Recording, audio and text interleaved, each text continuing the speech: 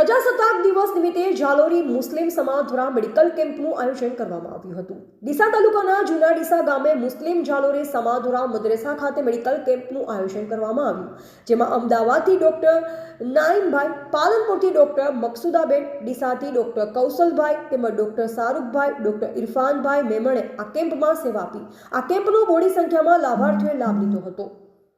આ પ્રસંગે જૈન સમાજના આગેવાન રજની કાકા, નરેન્દ્રભાઈ મહેતા, દિનેશભાઈ શેઠ, ભરતભાઈ વારિયા, સનાતન સમાજના પ્રમુખ દિલીપભાઈ બારોટ, ઉપપ્રમુખ જગદીશભાઈ, દાઉદ કાકા, ફારૂકભાઈ દાણી આ કેમ્પની મુલાકાત લીધી। આ કાર્યક્રમ સફળ બનાવવા જાલોરી સમાજના પ્રમુખ મોહમ્મદભાઈ અને તેમની ટીમ તેમજ આરીફભાઈ ઘાસુર, જાવેદભાઈ ટીકા, યુસુફભાઈ, મોહમ્મદ અયાઝ ઘાસુરા, નિશાંત ચાવડાએ ભારે જહેમત ઉઠાવી હતી।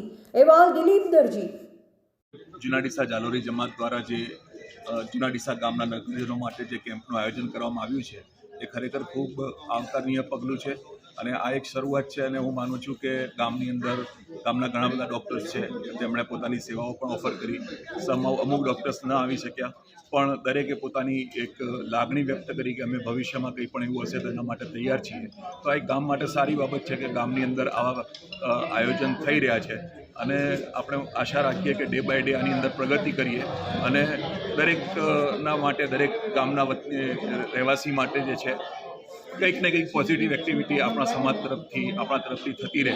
અને ખાસ કરીને આવા મોકા ઉપર કે જ્યારે 26 જાન્યુઆરીનો પ્રજાસત્તાક દિવસ છે તો એ પણ એક સરસ સંજોગ ભેગો થયો છે, એક આવું આયોજન થઈ રહ્યું છે, તો આ બધા આપણા બધા માટે બહુ ખુશીની વાત છે। Thank you. જાલોરી મુસ્લિમ સમાજે રોગ નિદાન કેમ્પ જે રાખવામાં આવ્યો છે જૂના ડીસા નગરમાં, મદ્રેસાની અંદર, તેમાં જૂના ડીસાના તમામ જ્ઞાતિના નગરજનોએ ભાગ લઈ અને આ કેમ્પને સફળ બનાવે છે તે બદલ ગામ લોકોનો પણ આભાર માનું છું અને આવનાર નિષ્ણાત તબીબી અધિકારીઓનો પણ હું સન્માન કરું છું। જય હિન્દ।